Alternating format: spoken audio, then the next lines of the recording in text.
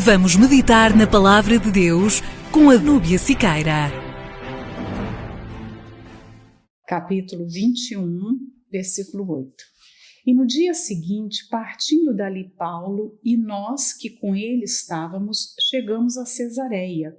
E entrando em casa de Filipe, o evangelista, que era um dos 7, ficamos com ele. Essa cidade é conhecida, porque nós já vimos o próprio Filipe no capítulo 8,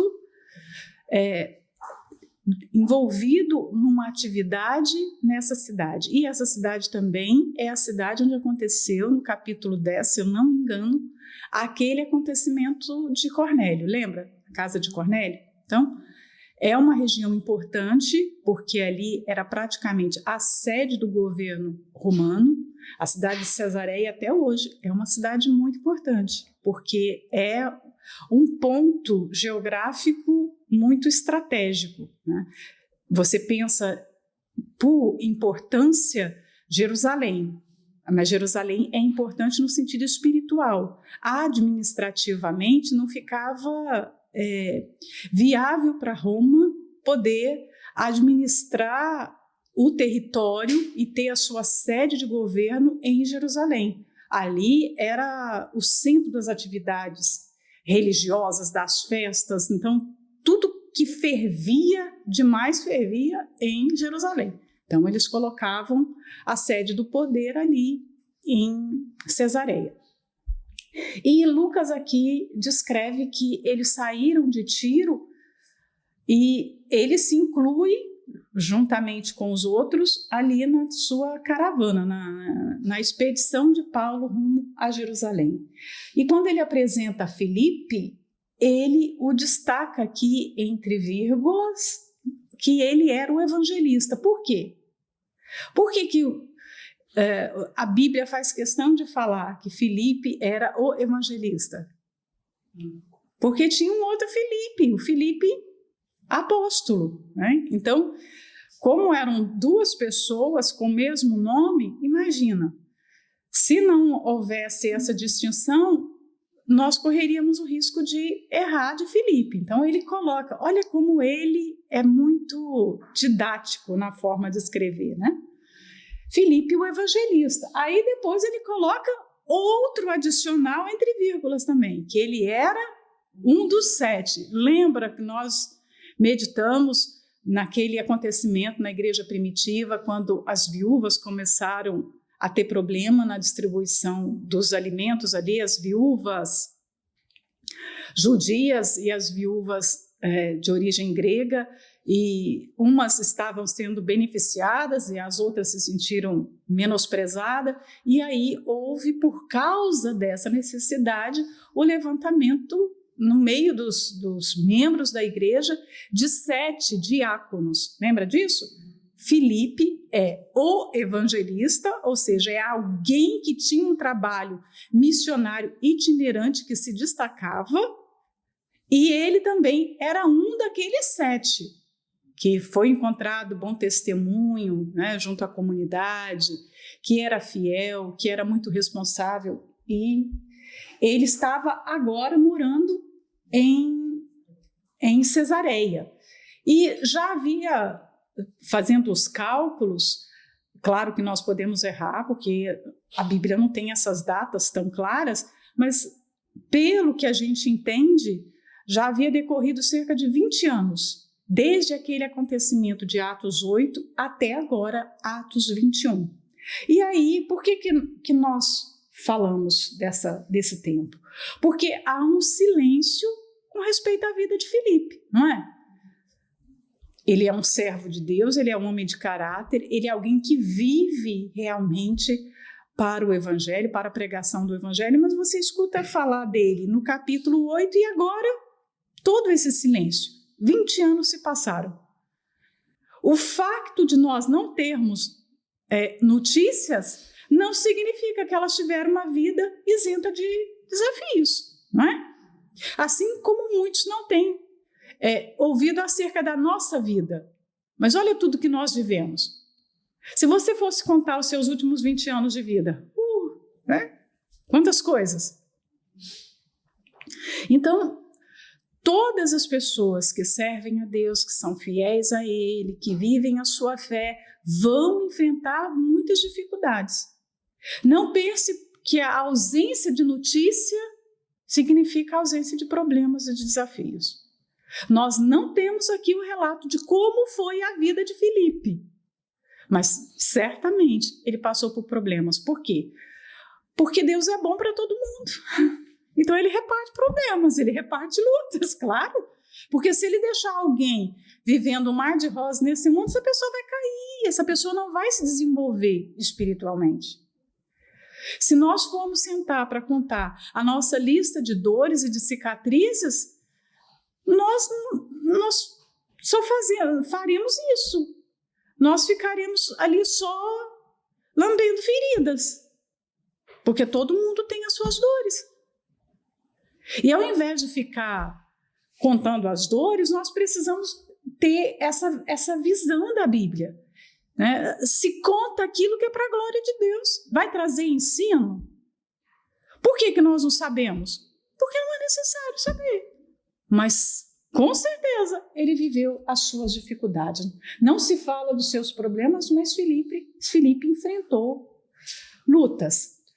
Fugiu das perseguições, talvez correu risco de vida, né?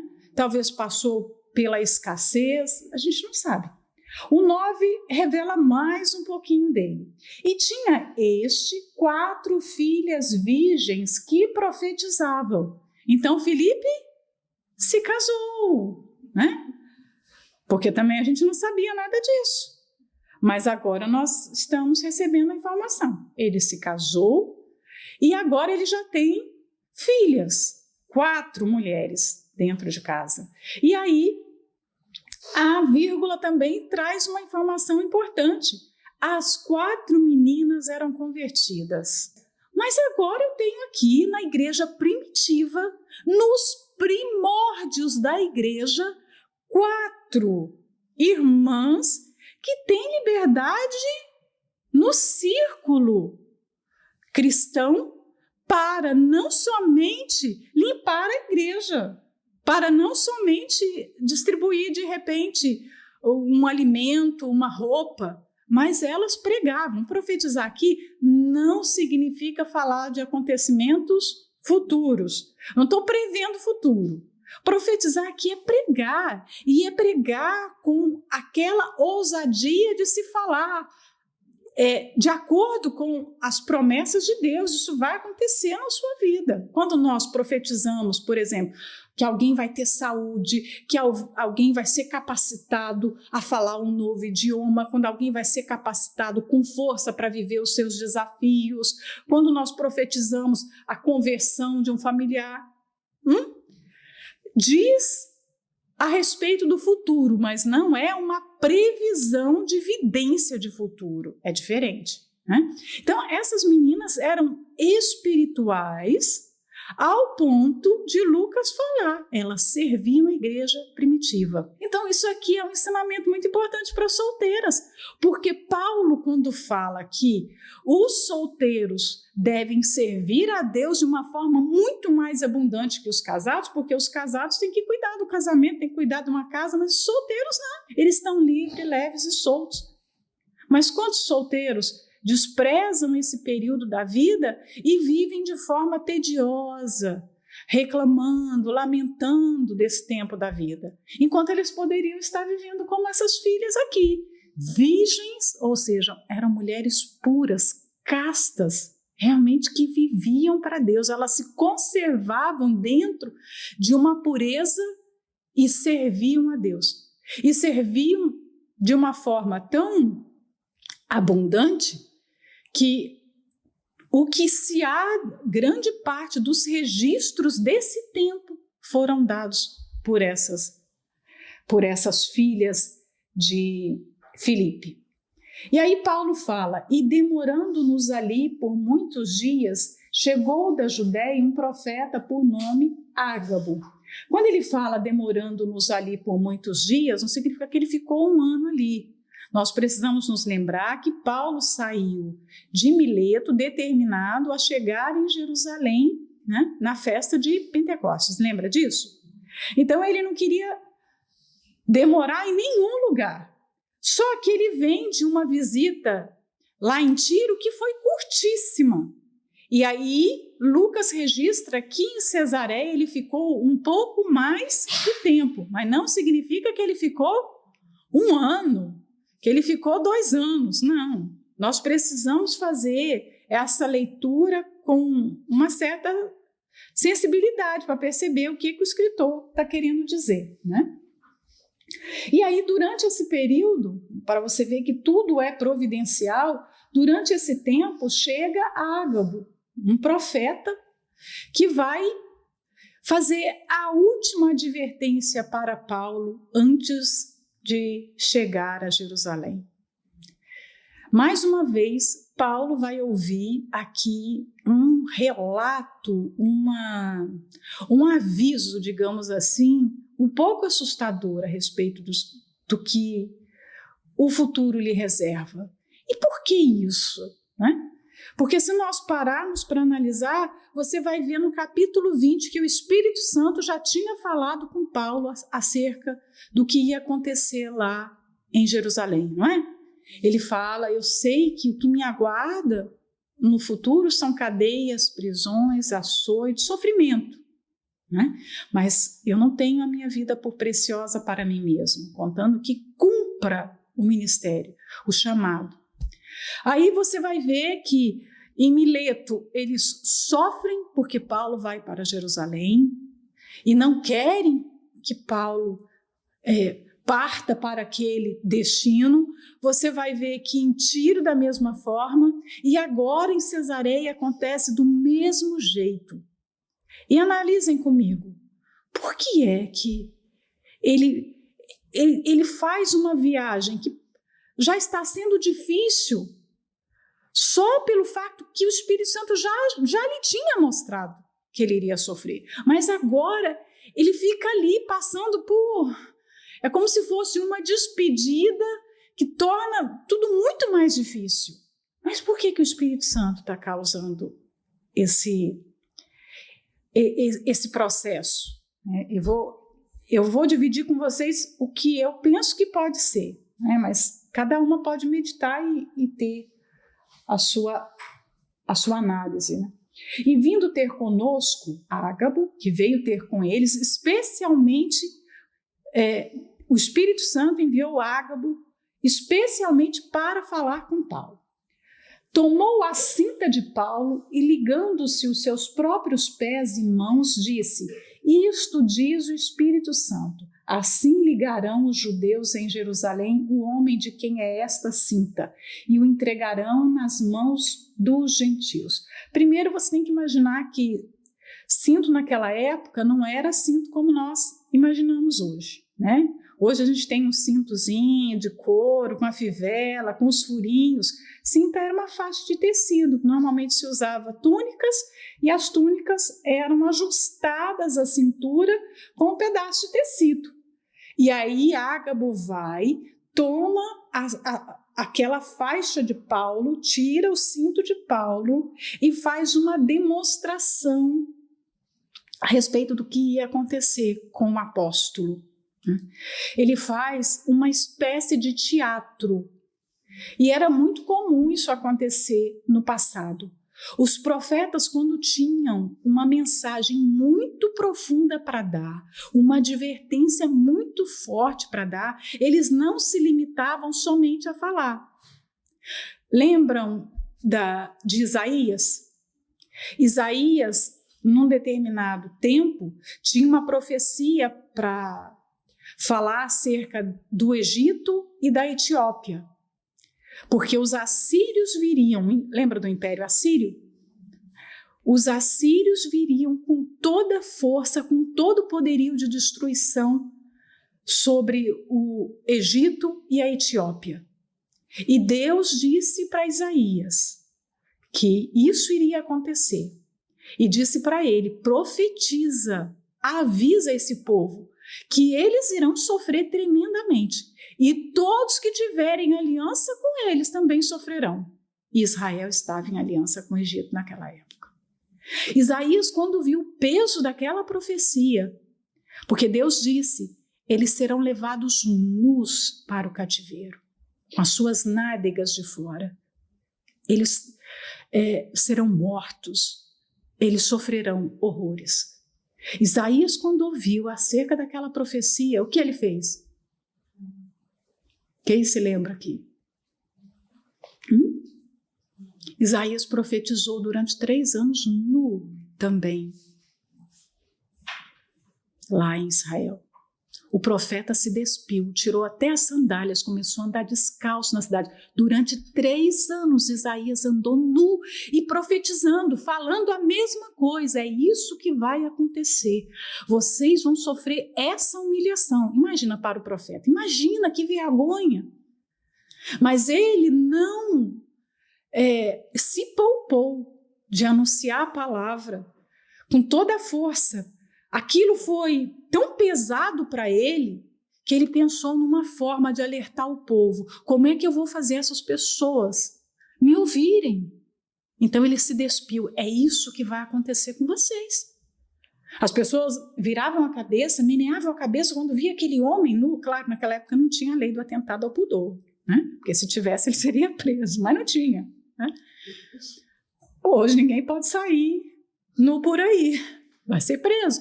Mas naquela época não tinha. Aquela foi uma forma didática que Isaías arrumou para pregar a palavra. Ele se colocou numa vergonha pública para que o povo visse o que acontecia com eles. Aías, outro profeta, o que ele fez para alertar acerca do que ia acontecer com Israel? Ele rasgou o manto em 12 pedaços e disse, assim vai acontecer, porque você desobedeceu a Deus, você casou com mulheres estrangeiras, você está servindo outros deuses, é isso que vai acontecer com Israel. Então eles não se limitavam somente a falar, eles faziam alguma coisa para que as pessoas realmente entendessem o peso. As profecias eram chamadas também de peso. Você vai ver no início dos livros, muitas vezes, como o livro de Malaquias, esse é o peso das palavras do Senhor. As profecias eram pesadas, eram difíceis, porque eram advertências severas de Deus.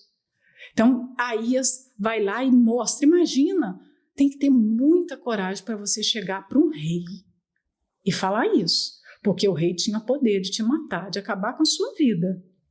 E eles tinham essa coragem.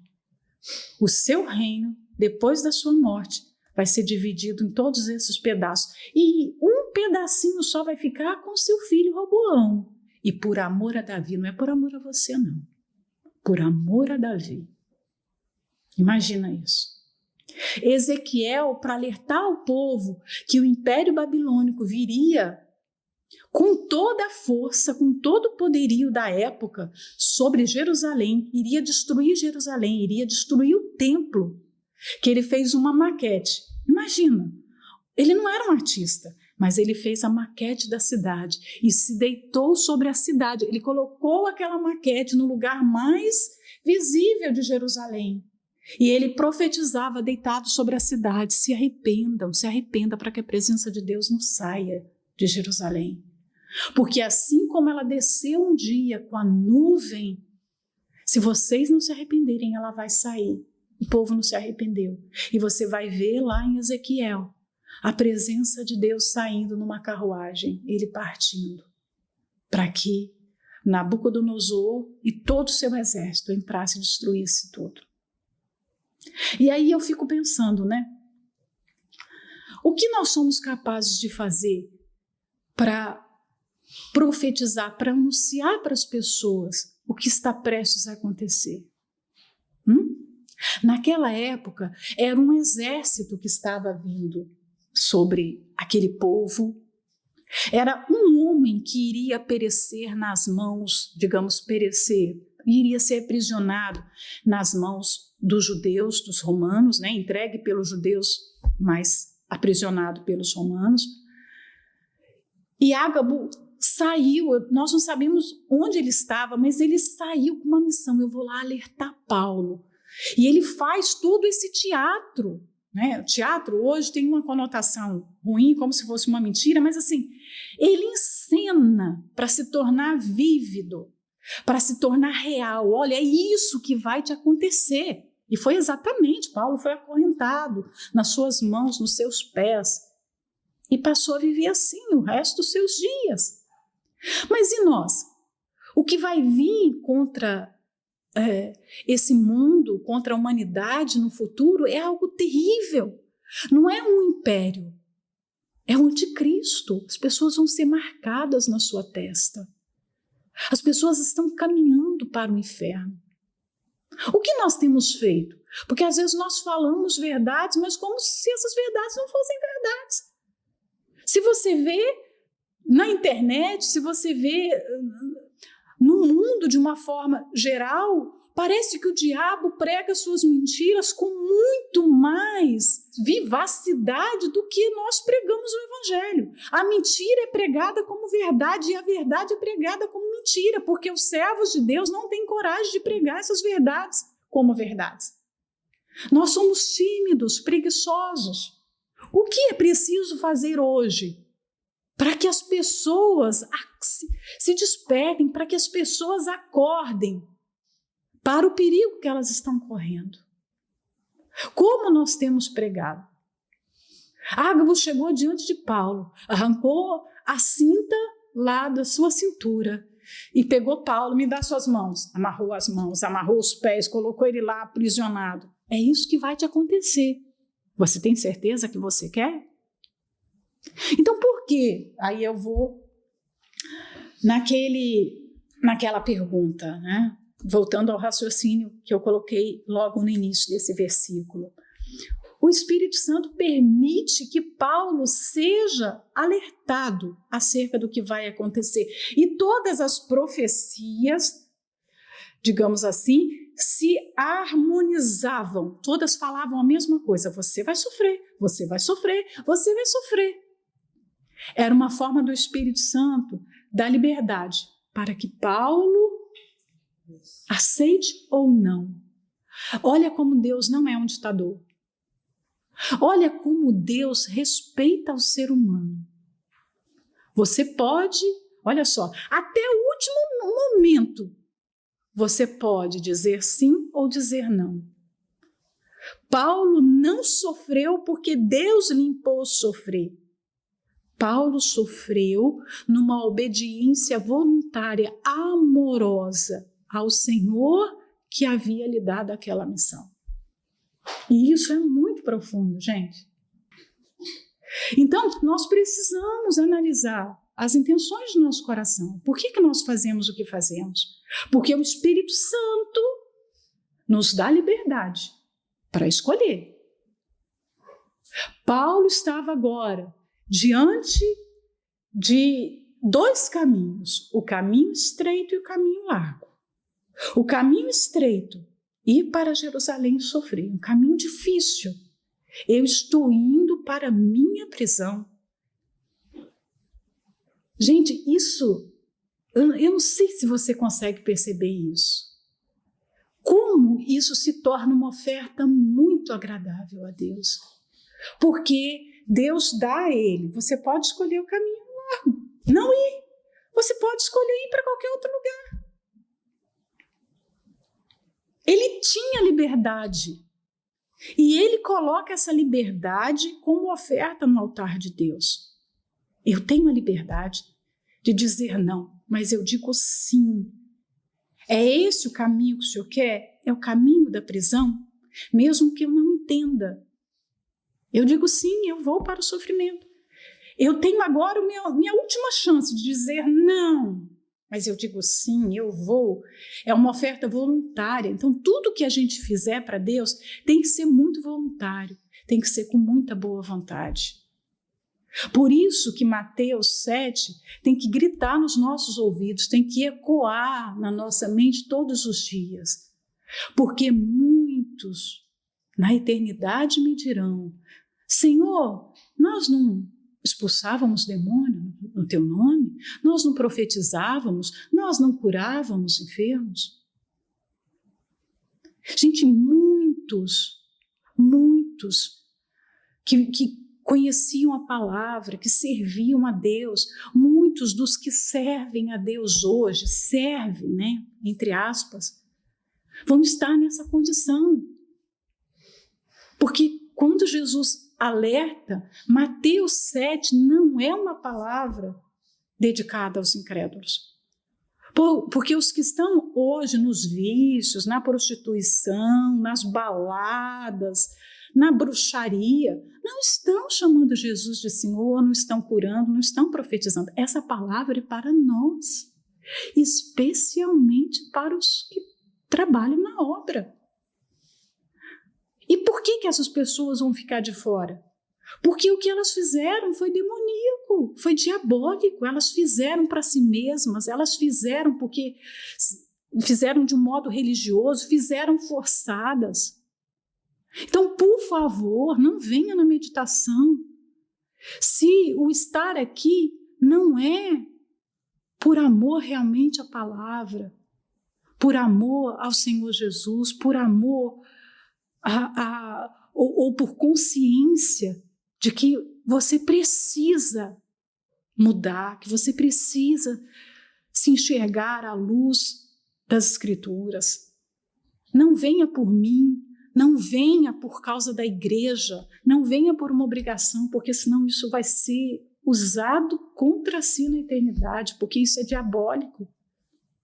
Não faça nada para Jesus. E aí muita gente fala assim, então eu não estou com vontade, eu não vou fazer, não é? Infelizmente, tem isso. Infelizmente. Quem dera se a gente não precisasse falar, vamos evangelizar, vamos orar, né? Então, a decisão final é sempre nossa. O Espírito Santo vai te dar essa liberdade. E você vai escolher se fica em casa, se assiste a série ou se serve.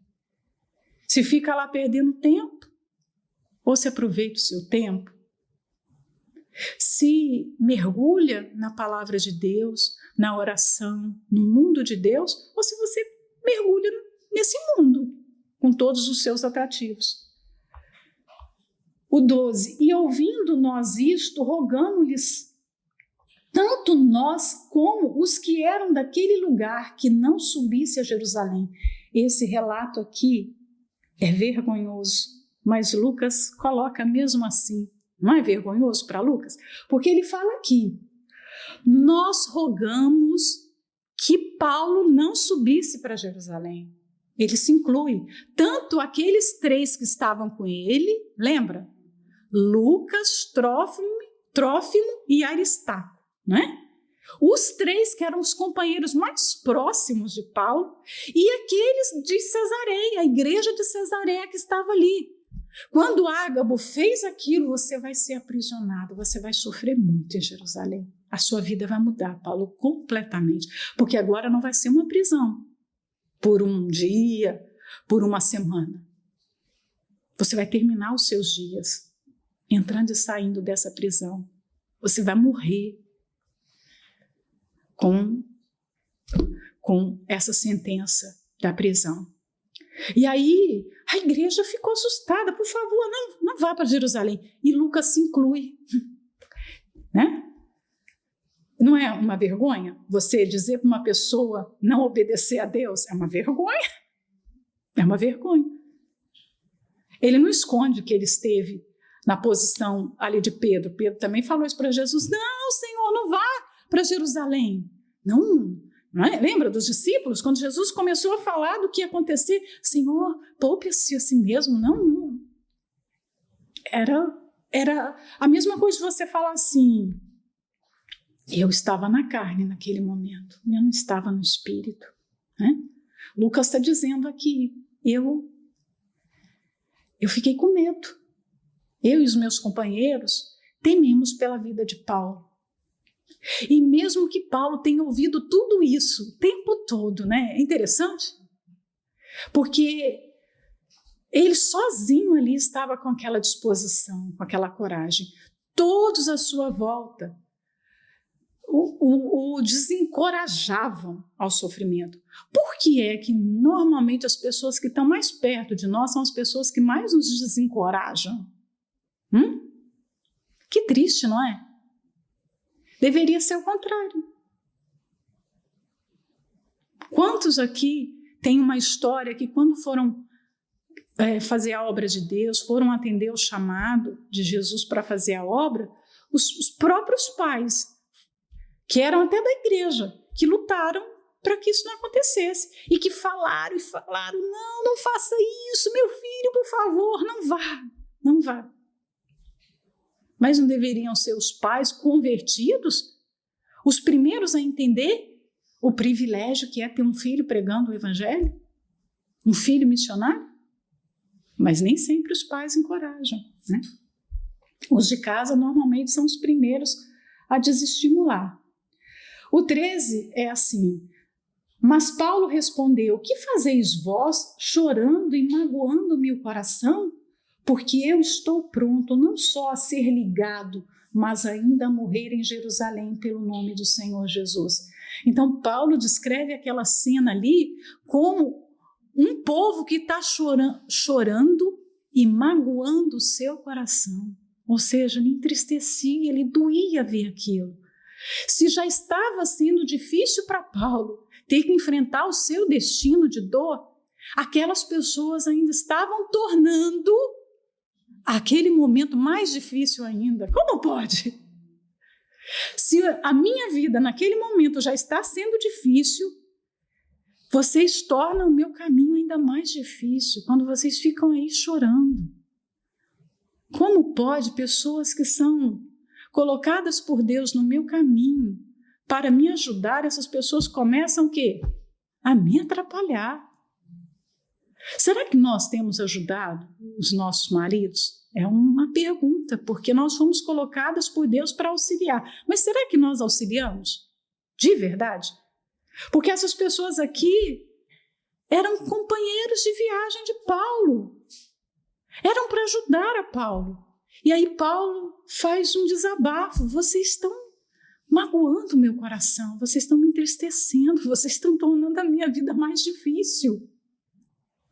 Será que nós não estamos tornando a vida das pessoas que estão conosco mais difícil? Já é difícil o caminho apertado.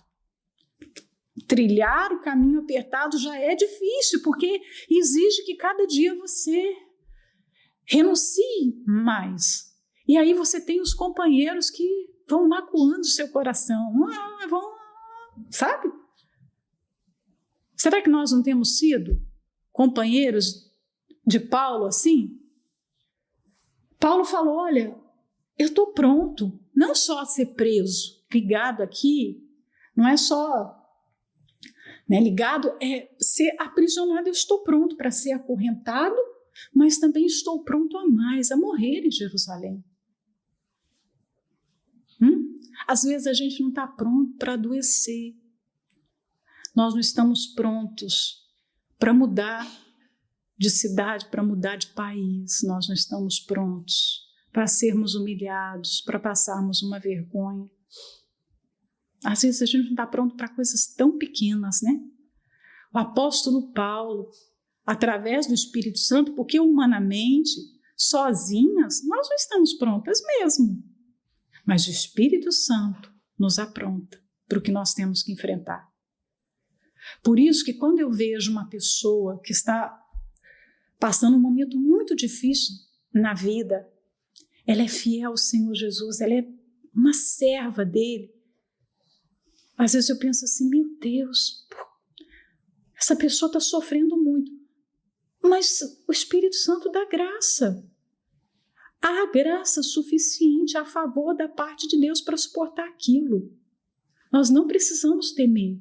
Porque quando nós olhamos para o futuro de Paulo, ele é muito assustador. Mas Paulo é confortado pelo Espírito Santo para suportar aquilo.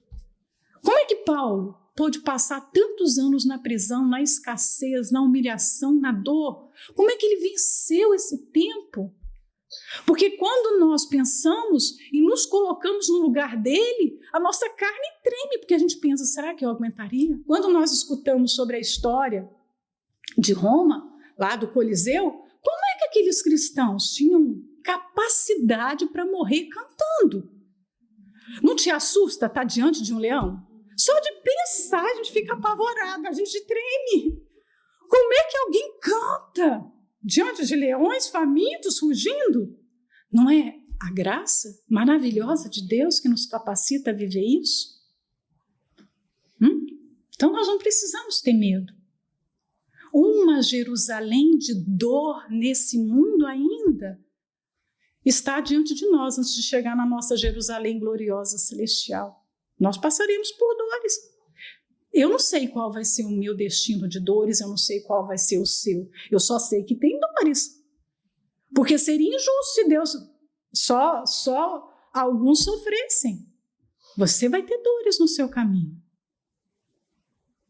Mas fique em paz, porque vai ter força da parte de Deus vinda para te capacitar, para você falar, eu estou pronto. Ei, vocês não precisam ficar com medo, eu estou pronto. Quando alguém ficar assustado porque te vê passando alguma coisa, ei, não fique assustado, eu estou feliz, eu estou em paz, eu estou bem. Porque é Deus que nos capacita para isso. Estou pronto para morrer. Tem gente que não está pronto nem para viver, quanto mais para morrer, né? Não está pronto para sair daqui para ali. Como não podíamos convencê-lo, nos aquietamos, dizendo, faça-se a vontade do Senhor. Imagina, tentaram, mas não dá. Que extraordinária essa fé, essa confiança em Deus, né? A gente precisa crescer todos os dias nessa confiança de que nada nem ninguém possa nos afastar do nosso propósito, do nosso chamado. Nada nem ninguém possa nos tirar do altar, nos tirar da vontade de Deus. Nem por um dia. Porque às vezes nós podemos pensar assim, mas a nossa vida é tão longa, né? Ser fiel a Deus, 80 anos, 60 anos, que nada, a vida é tão curta. Não é o que está escrito lá no Salmo 90? Tão curta. Os nossos dias são tão curtos. Uma só vida, com poucos dias. Então a nossa vida não é longa, muito pelo contrário. A nossa vida é curta, é breve. Longa vai ser a nossa vida na eternidade. Lá é longa, lá é sem fim. Então não se poupe nessa vida. Esteja pronta para viver para Jesus. E se for preciso, morrer pelo Senhor Jesus, mas esteja pronta mesmo.